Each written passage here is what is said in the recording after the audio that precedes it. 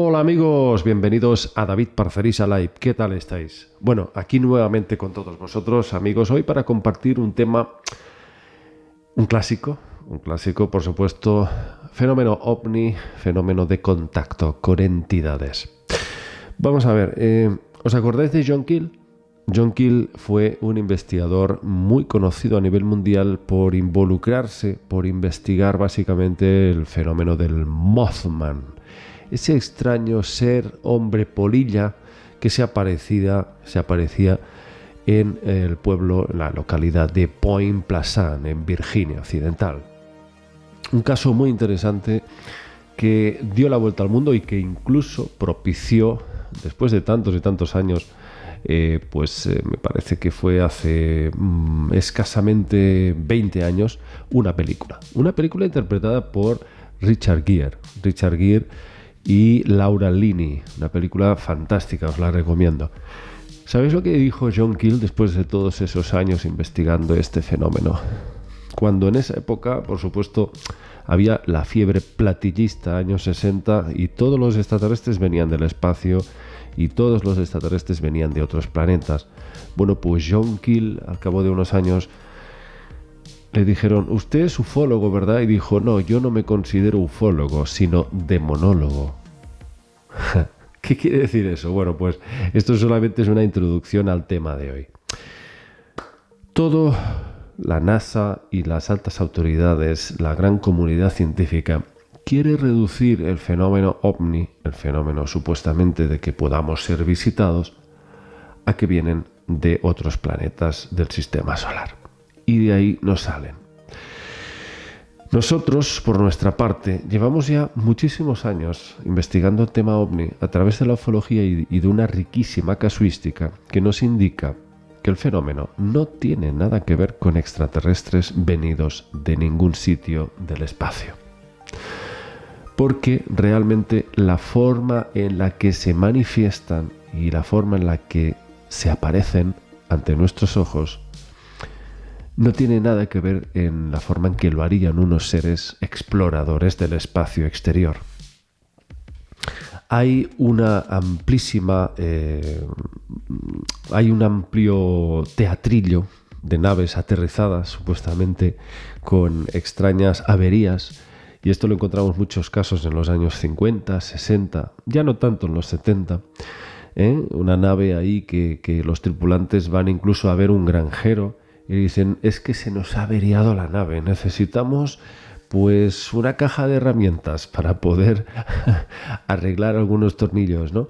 O incluso seres que se presentan a una casa en un pueblo y le dicen al propietario que por favor les dé un vaso de agua y que a cambio le van a dar unos pastelitos que están horneando unos pastelitos muy ricos, ¿no? Esto es el caso de Joe Simonton. También es un clásico. Se llevaron, me parece, incluso a varias universidades esos pastelillos que habían quedado, que el señor Simonton no se los había comido, y los llevaron para analizar, ¿no? Y nada, estudiaron las harinas, diferentes tipos de trigo y tal, y dijeron que bueno, en principio no parecía nada raro, ¿eh? Podía haber sido hecho por cualquier pastelero aquí en la Tierra. Pero bueno, el caso es que realmente nos enfrentamos a situaciones, este es el famoso componente absurdo del fenómeno ovni, ¿no? Nos encontramos con situaciones, momentos que parecen de chiste, ¿no? Esto no lo harían unos seres venidos del espacio exterior que supuestamente habrían recorrido miles de años luz de distancia para presentarse aquí y pedirle un vaso de agua a un señor ahí perdido de la mano de Dios en un pueblo. Con lo cual, esto ya lo hablaba, por supuesto, el famoso Jacques Vallée. Jacques Vallée ya decía que no. Y ya en los 70, decía, señores, los extraterrestres no parecen seres venidos del espacio, ni por sus protocolos, ni por sus modales ni por sus formas de manifestarse no parecen exploradores del espacio, sino que son seres que están mucho más cerca de nosotros de lo que pensamos y nos conocen muy bien y juegan con nosotros y nos meten en extraños entramados laberínticos para ver cómo reaccionamos. Es como si jugaran con nosotros, con nuestras percepciones y nos pusieran a prueba a través de diferentes juegos, escondrijos y juegos malabares, ¿no? Para ver un poco como una especie de experimento sociológico. ¿Sabéis? Cuando nosotros pues lo hacemos los seres humanos muy a menudo con youtubers que hacen bromas en la calle, ¿no? Y crean situaciones de sorprender a la gente a ver cómo reaccionan, ¿no? Pues ellos hacen lo mismo, escenifican una situación y nosotros a ver qué hacemos, ¿no? Cuando vemos eso, y yo creo que muchas veces se ríen incluso y se lo pasan pipa viendo cómo reaccionamos, ¿no?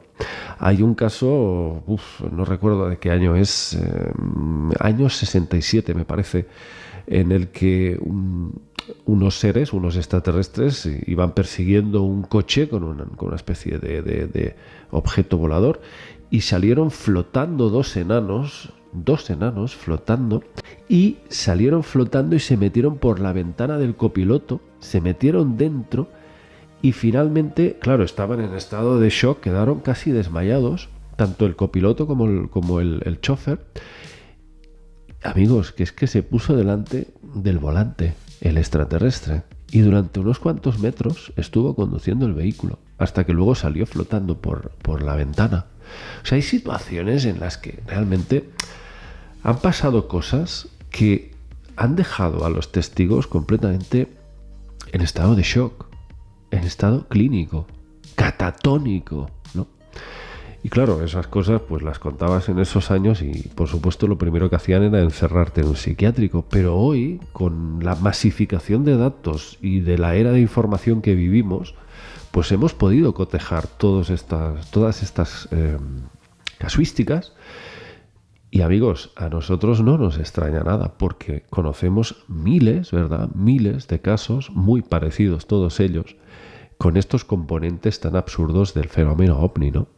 Y luego está, por supuesto, el tema de las abducciones, que ahí ya, por supuesto, nos enfrentamos a una realidad que no tiene nada de físico. Se evapora todo concepto físico material del fenómeno. ¿Por qué?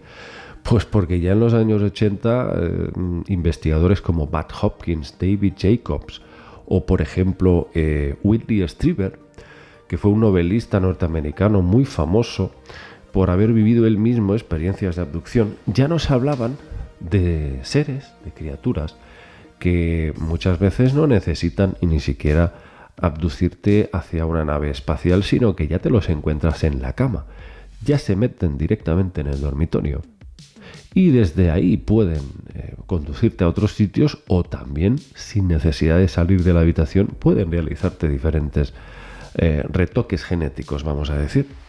Con lo cual, ¿a qué nos enfrentamos, amigos? A seres que traspasan las paredes, atraviesan las paredes, como si no existieran, como si fuesen seres que están por encima de esta realidad.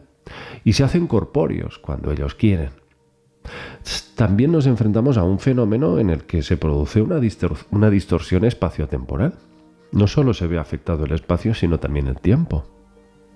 Y ahí vemos que, al igual que había sucedido con el caso del Cabo Valdés, os recomiendo analicéis el caso del Cabo Valdés, que también un cabo que se había acabado de afeitar, se produjo un fenómeno ovni y cuando había desaparecido y al cabo de unos minutos cuando regresó, llevaba barba de 5 días y era como que habían transcurrido 5 días. Amigos, hay muchos casos de este tipo y ya nos encontramos con todo esto incluso en la Biblia. No sé si ahora era el profeta Elías que fue llevado a los cielos y también habían pasado muchísimos años y él lo había vivido como si hubiesen pasado unas horas. Hay distorsiones espaciotemporales en montones de casos que os podría contar y también en los testigos en los que viven experiencias de visitantes de dormitorio, son visitados por las noches por este tipo de entidades y lo que parece haber transcurrido una hora pueden haber transcurrido varios días o viceversa, es como que pueden dilatar el tiempo y extenderlo hasta un límite que nosotros desconocemos.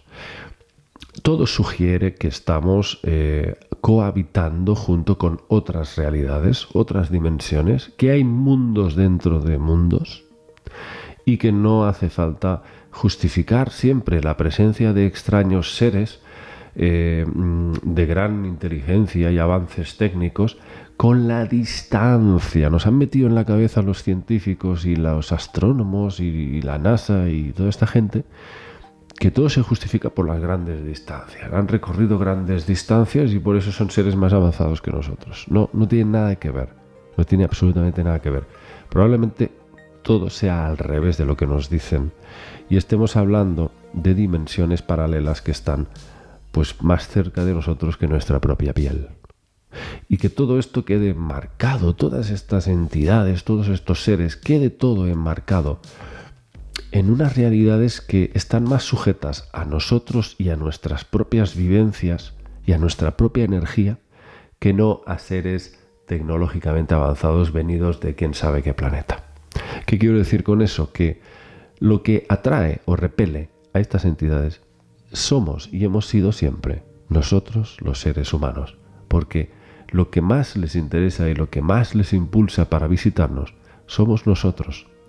Y todo parece estar relacionado con nuestro pasado. Sí, todo esto tiene muchísimo que ver en el amplísimo y vasto campo de la conciencia humana y de las vidas anteriores. Todo tiene que ver con la reencarnación. ¿Por qué hay personas que les toca ser abducidas y sufrir todo tipo de experimentos genéticos por parte de estos seres y otras personas que nacen y mueren sin haberse enterado jamás de ningún avistamiento ni de nada? ¿Por qué? Unos sí y otros no. Por supuesto, porque todo está marcado y señalado por vivencias anteriores. Y aquí se abre un amplio abanico de posibilidades a explorar. Y es el tema de que muchos seres humanos actualmente habitando este mundo quizás no sean tales. Quizás sean la reencarnación de estas entidades a las que en el pasado llamábamos Anunnaki. ¿Por qué?